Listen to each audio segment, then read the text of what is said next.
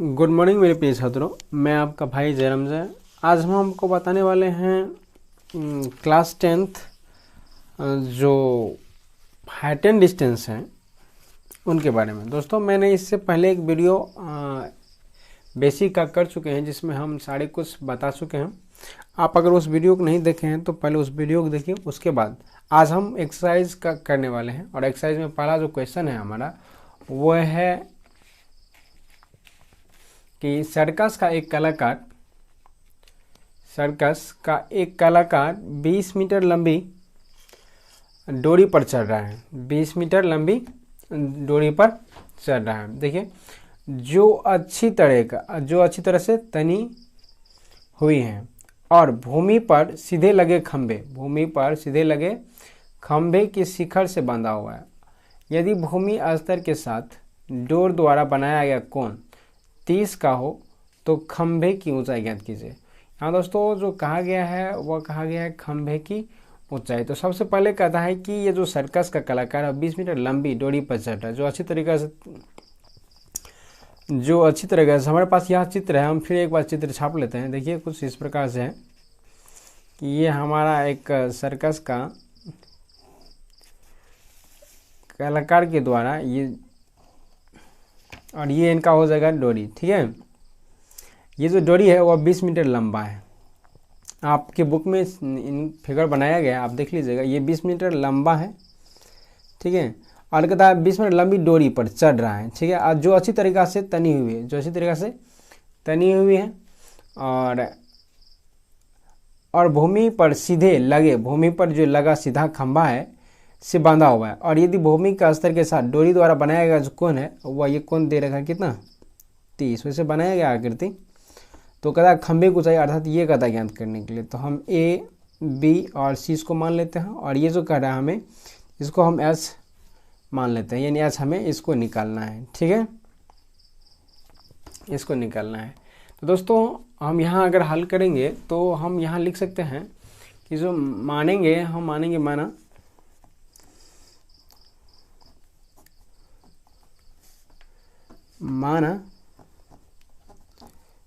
खंभे, यानी खंभे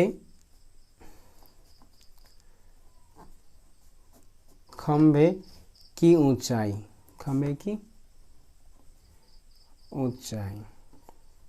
कितना हो जाएगा बराबर, हम एच माने हैं एच मीटर।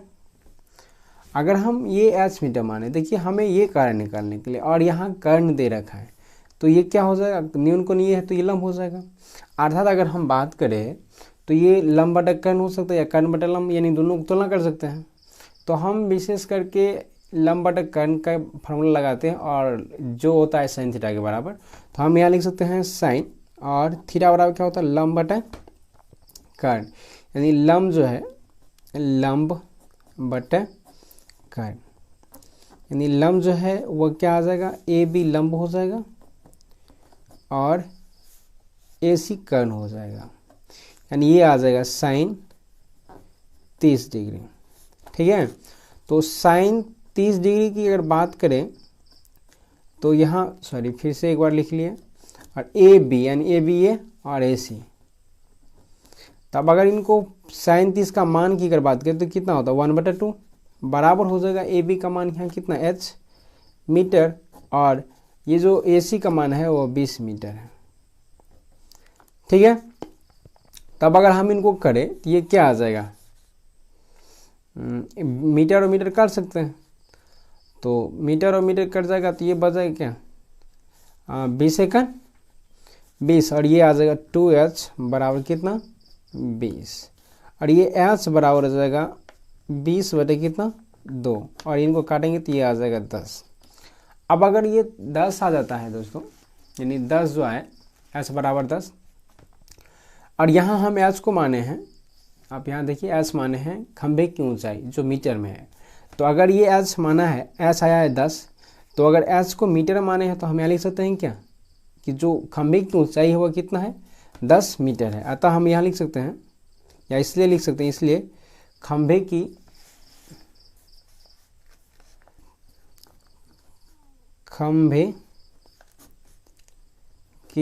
ऊंचाई ऊंचाई बराबर कितना 10 मीटर आंसर। ठीक है, तो यहाँ देखिए सबसे पहले जो होता है कि हम जो कर रहे होते हैं तो हमें यह चीज़ ध्यान में रखना चाहिए कि आखिर जो निकाल रहे होते हैं उनका चित्र कैसे बनाए। अगर चित्र ये समझ में आ जाता है तो हम इसको आसानी से समझ पा रहे हैं। अगर नहीं चित्र समझ में आता दोस्तों तो थोड़ा कठिन हो सकता है, लेकिन फिर भी आप प्रयास कीजिए, बहुत अच्छे से बन जाएगा। क्वेश्चन कठिन नहीं है, ठीक है, बहुत आसान है, सिंपल से बना लेंगे आप सभी। तो चलिए हम देखते हैं अगला प्रश्न जो 2 नंबर में है। और 2 नंबर का प्रश्न है कि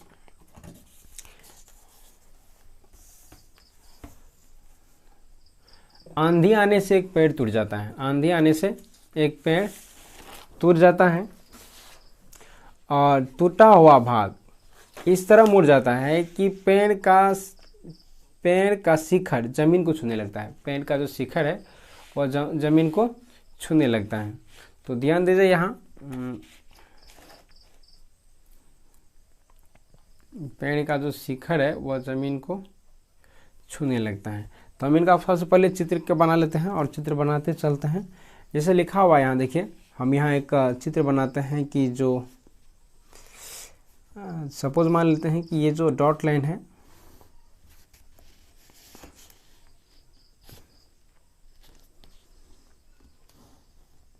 ये एक पेड़ है, यहाँ से यहाँ तक पूरे ऊंचाई का एक पेड़ हो गया, जो इनको हम मानते हैं h मीटर, यानी इसको पूरे मानते हैं h मीटर, यहाँ से लेकर के यहाँ तक।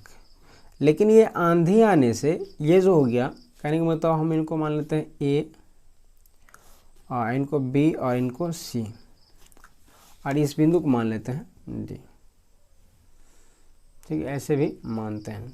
अब देखिए कि ये जो है कि ये पेड़ B बिंदु से टूट करके ये जो सिरा है A वाला वो यहाँ ज़मीन पर कहीं D बिंदु को स्पर्श कर यानी छू रहा है। इसमें कहता है कि आंधी आने से एक पेड़ टूट जाता है और टूटा हुआ भाग इस प्रकार मुड़ जाता है कि पेड़ का जो शिखर है, पेड़ का शिखर जमीन को छूने लगता है, जमीन को छूने, और इसके साथ 30 डिग्री का कोण बनाता है। तो पेड़ के पाद बिंदु की दूरी जहाँ पेड़ का शिखर जमीन को छूता है वो 8 मीटर। यहाँ से यहाँ तक कहता है कि जो पेड़ के जो पाद बिंदु है ये और उसका जो शिखर जहाँ भिड़ता है, यानी शिखर जहाँ ये जो टूटा हुआ भाग इधर जो मुड़ गया है, तो इसकी जो बीच की दूरी है वह है 8 मीटर। और ये जो झुकने के क्रम में इनके साथ जो कोण बनता है वह 30 डिग्री का है। तो कहता है कि पेड़ की ऊंचाई याद कीजिए, यानी ये जो ऊंचाई है ये कहता है ज्ञात करने के लिए। अगर दोस्तों हम इनको x मान लें, सब मैंने इनको x अगर x मीटर मान लें, तो अगर ये हमें पता है तो ये दूरियाँ है और पूरे इतना है, तो अगर हम इतना की बात करें तो हम क्या लिख सकते हैं, h माइनस एक्स लिख सकते हैं, क्या लिख सकते हैं h माइनस एक्स मीटर, और ये भी मीटर में आ जाएगा। ठीक है, तब हम यहाँ हमें जो मानना है वो मानना है माना पेड़ की माना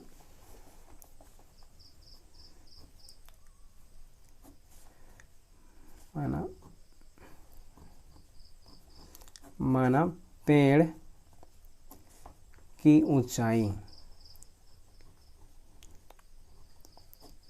ऊंचाई बराबर h मीटर। ठीक है, उसके बाद पेड़ के टूटे हुए भाग की ऊंचाई, पेड़ के टूटे हुए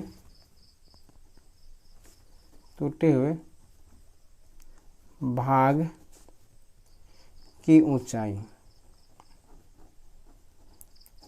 बराबर ये इनका टूटा हुआ भाग है जिनको हम BC माने हैं, तो इनको मानते हैं x मीटर। ठीक है, अब अगर देखिए अगर हम इसमें अगर हमें ये तो मतलब ये दोनों निकालना है, ये भी और ये भी, तो हम एक बार क्या करते हैं कि समकोण त्रिभुज ऐसे लिख लेते, त्रिभुज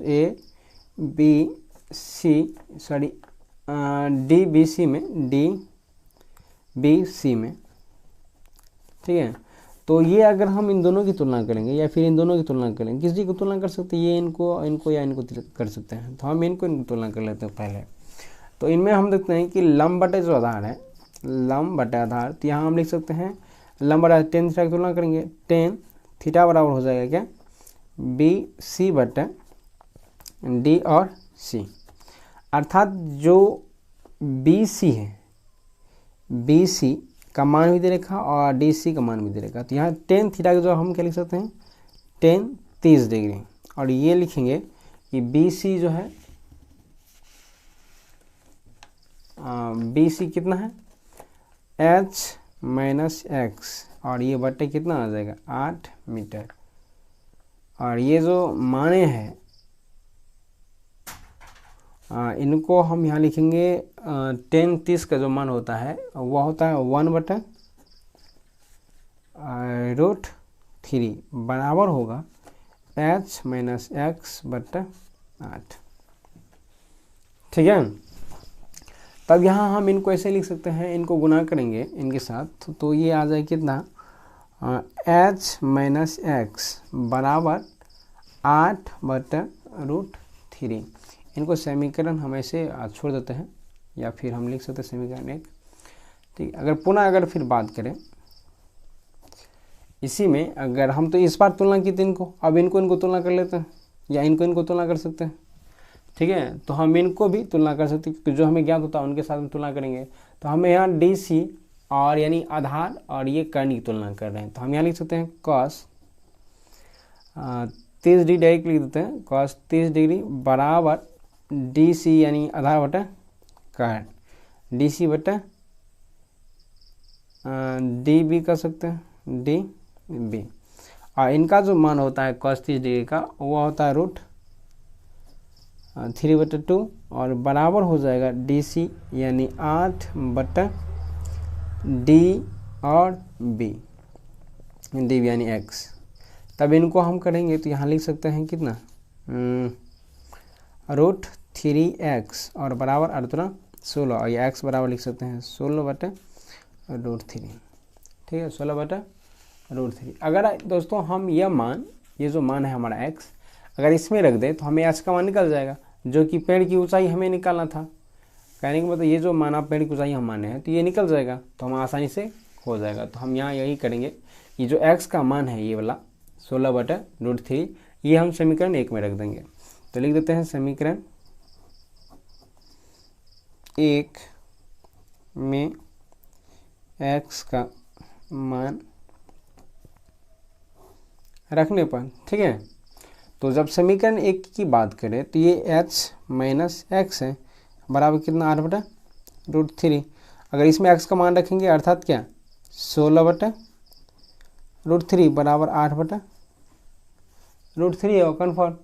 तो अगर हम यहाँ इसकी बात करें h बराबर की बात करें तो ये माइनस में से रहेगा तो प्लस में, यानी 8/√3, और ये प्लस आ जाएगा 16/√3। तो हम यहाँ देख सकते हैं इन दोनों का एलसीएम ले लेंगे, दोनों कैल्शियम लेंगे √3 और ये आ जाएगा 8 + 16 बराबर लिख सकते हैं हम 24/√3। और हर का परिमेय करेंगे तो यहाँ लिख सकते हैं, यहाँ हम लिख सकते हैं 24√3/3, 8 या 24, यानी h बराबर हो जाएगा दोस्तों, h बराबर हो जाएगा क्या 8√3 मीटर।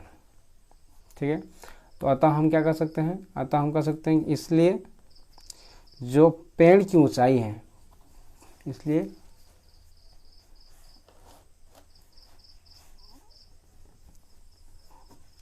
पेड़ की ऊंचाई कितनी हो जाएगी, h बराबर 8√3 मीटर आंसर।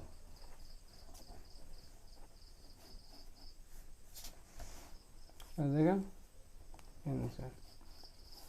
ठीक है, चलिए अगला देखते हैं। अगला हमारा है एक ठेकेदार। ठीक है, एक जो ठेकेदार है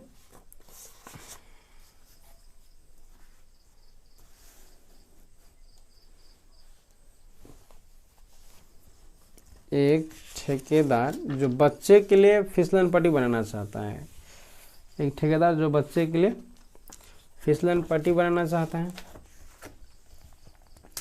आप समझिए इन बातों को कि ठेकेदार अगर बच्चे के लिए फिसलन पट्टी बनाना चाहता है तो किस प्रकार की फिसलन पट्टी बनाना चाहता है और कौन बच्चे के लिए किस प्रकार की फिसलन पट्टी को बनाना चाहता है वो। ध्यान दीजिए यहाँ कि यहाँ बता रहा है कि एक ठेकेदार बच्चे को खेलने के लिए एक पार्क में 2 फिसलन पट्टी लगाना चाहती है। 5 वर्ष से कम उम्र के बच्चों के लिए वह ऐसी फिसलन पट्टी लगाना चाहती है जिसका शिखर इतना मीटर की ऊंचाई पर हो और भूमि के साथ 30 डिग्री कोण पर झुका हुआ हो, जबकि उससे अधिक उम्र के बच्चों के लिए 3 मीटर की ऊंचाई पर और एक अधिक ढाल की फिसलन पट्टी लगाना चाहते हैं जो भूमि के साथ 360 डिग्री कोण पर बनती है। प्रत्येक स्थिति में फिसलन पट्टी की लंबाई ज्ञात करने के लिए कहता है। अब जरा सुनिए, हम यहाँ एक चित्र बना रहे हैं, उनके बारे में समझते जा रहे हैं और बनाते जाते हैं। यहाँ हमारे पास समझते हैं कि एक फिसलन पट्टी है जो कि 5 वर्ष से कम बच्चे के लिए है, जिनकी जो शिखर की लंबाई है अर्थात जिनकी ऊंचाई है वह 1.5 मीटर का, ये कुछ 1.5 मीटर का, और इनका जो फिसलन पट्टी की लंबाई हमें करा निकालने के लिए इनको हम मान लेते हैं x, ये हो जाएगा x मीटर। इनको मानते हैं a, b और ये c। ये तो रहा 5 वर्ष से कम उम्र बच्चों के लिए, ठीक है। अगर इसी में अगर बात करें 5 वर्ष से अधिक उम्र के बच्चों के लिए, 5 वर्ष से अधिक उम्र, तो यहाँ हम इनको पहले थोड़ा कर लेते हैं, उसके बाद फिर समझते हैं। 5 वर्ष, इसको मान लेते हैं माना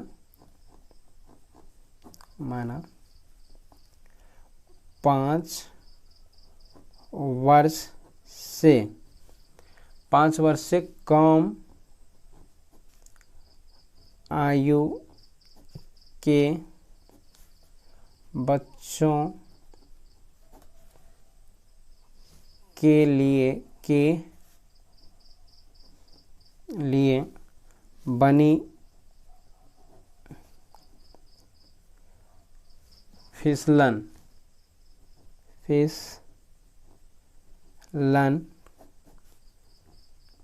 पट्टी की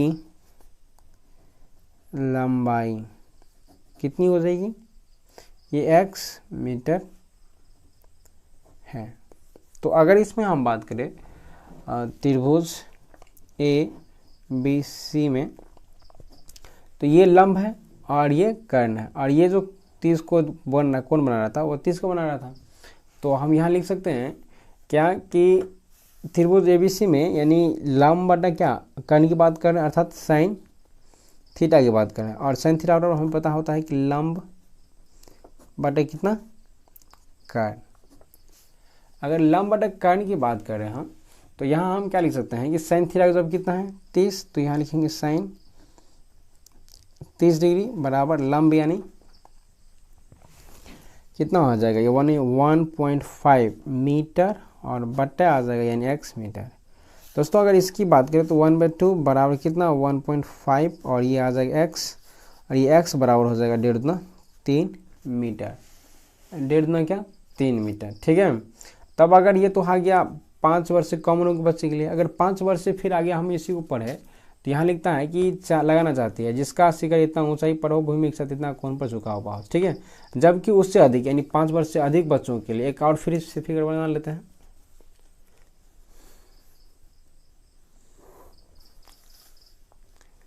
ये कुछ रहा 5 वर्ष से अधिक उम्र के बच्चों के लिए।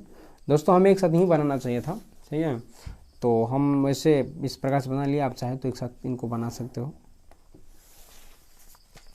हमें यहाँ इसको मान लेते हैं P Q और इनको मान लेते हैं R। तब देखिए यहाँ कि ये तो 5 वर्ष से अधिक बच्चों के लिए हो गया, तो हम यहाँ लिखते हैं माना इनकी जो 3 मीटर की जो 3 मीटर ये जो चाहिए 3 मीटर का है, और ये 60 डिग्री कोण पर झुका हुआ है। तो माना 5 वर्ष से अधिक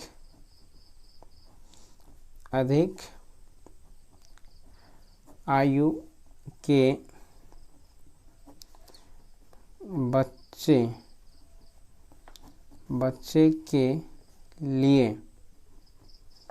बच्चे के लिए बनी फिसलन पट्टी की लंबाई बराबर क्या हो जाएगा दोस्तों, इनको मान लेते हैं y मीटर। ठीक है, यहाँ से आता है क्या मान लेते हैं y मीटर, यानी इसको मान लेते हैं y मीटर। अब अगर ध्यान दीजिए कि इसको तो हम y मीटर मान लिया। अब अगर हम त्रिभुज बात करें P Q और R में बात करें तो ये क्या हो जाएगा, देखिए ये लंब हो जाएगा और ये कर्ण हो जाएगा। दोनों कंडीशन में हमें फिर पर एक लंबाई निकलना था, तो ये लंब और ये नहीं कर्ण, तो हम यहाँ लिख सकते हैं फिर पुनः साइन डायरेक्ट करें तो 60 डिग्री बराबर हो जाएगा लंब यानी 3 और ये आ जाएगा y। इनकी बात करें तो √3/2 बराबर आ जाएगा कितना 3/y 3/।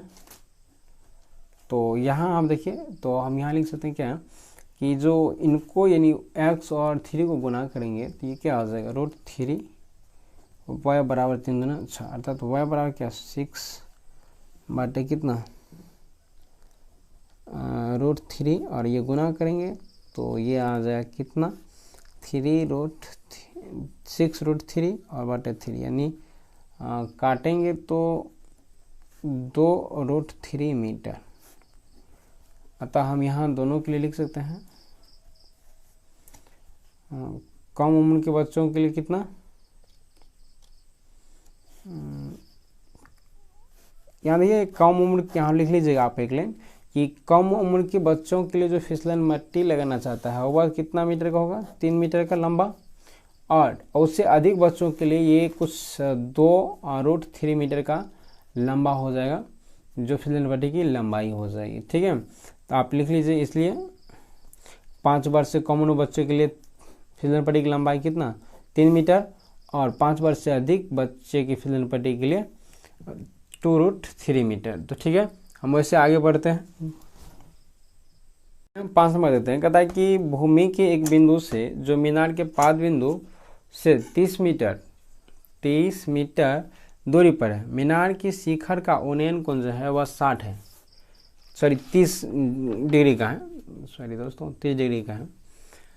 तो मीनार की ऊंचाई ज्ञात करिए। बहुत सिंपल है दोस्तों कि एक भूमि के एक बिंदु से जो मीनार की शिखर, तो हम इसको आकृति कुछ इस प्रकार से बनाते, ध्यान दीजिए कि हमारे पास एक मीनार है ये, और ये भूमि के साथ यानी ये जो है इनका तल हो गया जमीन का तल। ठीक है, करने के बाद सुनिए फिर से, एक भूमि के एक बिंदु से यानी यह मान लेते ए बिंदु से जो मीनार के पाद बिंदु से जो मीनार के पाद बिंदु यानी ये पाद बिंदु से 30 मीटर दूर पर है, 30 मीटर दूर पर है, 30 मीटर के दूरी पर है दोस्तों, ध्यान दीजिएगा 30 मीटर के दूरी पर है, अर्थात ये यहाँ से 30 मीटर की दूरी पर है, तो मीनार के शिखर का उन्नयन कोण कितना है, मीनार का जो शिखर है यहाँ से इनका जो उन्नयन कोण है वह कितना है 30 डिग्री का है। तो मीनार की ऊंचाई अर्थात ये ज्ञात करने के लिए कहता है ए बी और ये सी आ जाएगा। दोस्तों मानते हैं माना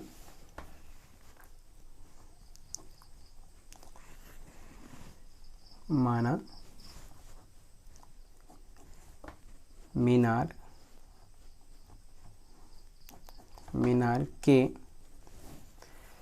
की ऊंचाई बराबर h मीटर। तब हम यहाँ देख सकते हैं कितना कि जो ये और ये हमें देगा लंब बटा आधार, यानी डायरेक्ट हम चाहे तो यहाँ लिख सकते हैं 10 थीटा बराबर लंब और बटे क्या आ जाएगा आधार, यानी 10 का जो मान है यानी थीटा का जो मान है वह 30 डिग्री, तो यहाँ हम लिख सकते हैं 30 डिग्री बराबर लंब जो है वो आ जाएगा क्या ये BC अर्थात H, और आधार जो है दोस्तों वह AB आ जाएगा, AB अर्थात 30 मीटर। इनकी बात करें तो यहाँ 1/, कितना लिख सकते हैं 1/√3 और ये आ जाएगा H/30। इनको करेंगे तो √3H बराबर कितना 30, ठीक है। और ये h बराबर हो जाएगा 30 और बटे कितना √3। और ये अगर हल्का परिमीकरण करेंगे तो यहाँ हम लिख सकते हैं और बराबर कितना 30 √3 बटे कितना √3 यानी 3, और इनको काटेंगे 10 या 30, अर्थात h बराबर 10√3। इसलिए हम कह सकते हैं कि जो मीनार की ऊंचाई है, मीनार की ऊंचाई बराबर कितना 10√3 मीटर। ठीक है, आगे चलते हैं और देखते हैं अगला 5 नंबर में। ठीक है, 5 नंबर में दोस्तों 5 नंबर में है कि भूमि से 60 मीटर की ऊंचाई पर, भूमि से 60 मीटर की ऊंचाई पर एक पतंग उड़ रही है। पतंग में लगी डोरी को अस्थायी रूप से भूमि के एक बिंदु से बांध दिया गया है। तो भूमि के साथ डोरी का झुकाव जो है वह 60 डिग्री है, और यह मानकर कि डोरी में कोई ढील नहीं है तो डोरी की लंबाई ज्ञात कीजिए। समझते हैं, यहाँ ये मान लेते हैं कि एक पतंग की ऊंचाई है कितना, तो 60 मीटर। ये मान लेते हैं कि एक पतंग की ऊंचाई है जो यहाँ एक बिंदु है डोरी के साथ, जमीन के साथ, और इस बिंदु से इस पतंग की डोरी जो है या इस प्रकार से कुछ पूरा तान करके बांध दिया गया है, जिनकी पतंग की यानी डोरी की जो लंबाई यानी भूमि से 60 मीटर की ऊंचाई, यानी ऊंचाई जो है वो कितना है 60 मीटर का है। यहाँ से ये जो 60 मीटर है, ठीक है, 60 मीटर की ऊंचाई पर एक पतंग उड़ रहा है। यहाँ मान लेते हैं एक पतंग, ये कुछ इस प्रकार से शायद ये पतंग उड़ रहा है, जो इनका डोरी है कुछ इस प्रकार से ये है। तो पतंग उड़ रही है, तो पतंग में लगी डोरी को अस्थायी रूप से बांध दिया जाता है। अस्थायी रूप से भूमि के एक बिंदु से बांध दिया गया है। तो भूमि के साथ डोरी का झुकाव जो है वह है 60 डिग्री। यह मानकर कि डोरी में कोई ढील नहीं है तो डोरी की लंबाई, यानी ये लंबाई दोस्तों कह रहा है निकालने के लिए। तो यहाँ देखिए ये दे रखा है और लंब यानी कर्ण दे रखा है, तो आसान से हम यहाँ हल कर सकते हैं। लिख सकते हैं माना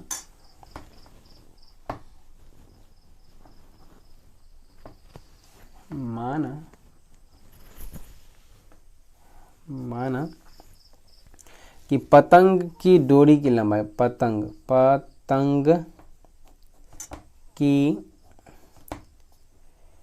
डोरी की लंबाई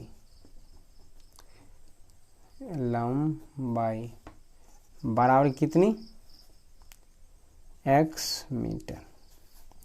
जब x मीटर होगा तो हम यहाँ देख सकते हैं कि ये लंब और ये कर्ण हो जाएगा, तो यहाँ डायरेक्टली लिख सकते हैं साइन थीटा बराबर लंब बटे कर्ण। अर्थात ये जो लंब होगा दोस्तों, यानी साइन थीटा की जगह क्या लिख सकते हैं 60 डिग्री, और ये लंब की जगह पर हम क्या लिखेंगे 60 बटे कितना x। तो 60 बटे अगर x लिखेंगे तो इनका जो साइन 60 का मान होता है वह √3 बटे कितना होता है 2 बराबर कितना 60 बटे कितना x। और ये अगर दोनों को गुना कर दे इनको तो यहाँ हो जाएगा √3x और बराबर सर देना 120 होगा ना। तो आप यहाँ x बराबर जब भी करेंगे तो यहाँ लिख सकते हैं 120 और बटे कितना √3। अगर परिमीकरण करें हर का तो यहाँ लिख सकते हैं √3 बराबर, और फिर यहाँ हम लिख सकते हैं यहाँ कितना 120 √3 बटा 3, और ये काटेंगे तो 40, यानी x बराबर क्या आ जाएगा कि x बराबर आ जाएगा 40√3। अतः हम कह सकते हैं अतः पतंग की डोरी की लंबाई कितनी है 40√3 मीटर आंसर। ठीक है, 40√3 मीटर आंसर। उसके बाद ये 5 नंबर तक हो गया दोस्तों। आज के लिए बस इतना ही। अगर दोस्तों आपको ये वीडियो अच्छा लगता है, अगर ये वीडियो आपको अच्छा लगता है और आप अगर अच्छे से समझ रहे हैं तो दोस्तों इस वीडियो को शेयर कीजिए और हमारे चैनल को सब्सक्राइब भी कीजिए। दोस्तों मैं इस नया यूट्यूबर हूँ, मुझे आपकी सपोर्ट चाहिए। अगर आप सपोर्ट करते हैं तो हम और भी वीडियो ऐसे ही बनाते रहेंगे और आगे बहुत ज़्यादा बनाएंगे। ठीक है, तो प्रयास कीजिए कि मैं आपके सपोर्ट से ऐसे वीडियो बनाते रहूं। इसके लिए आप हमारे चैनल को सब्सक्राइब कीजिए, हमारे वीडियो को लाइक कीजिए, हमारे वीडियो पर कमेंट कीजिए। जो गलतियां होती हैं हमसे हमें बताइए कि हम उस गलतियों को सुधार करें। ठीक है, तो आप सभी को बहुत बहुत धन्यवाद इस वीडियो को देखने के लिए, और मैं आपको बहुत दिल से धन्यवाद देता हूँ कि आपने हमारे लिए इतना समय दिया और आपने इस वीडियो को देखा। ठीक है, तो चलिए आज मैं आपसे विदा लेता हूँ। अब मिलते हैं अगले पार्ट में, तब तक के लिए बाय।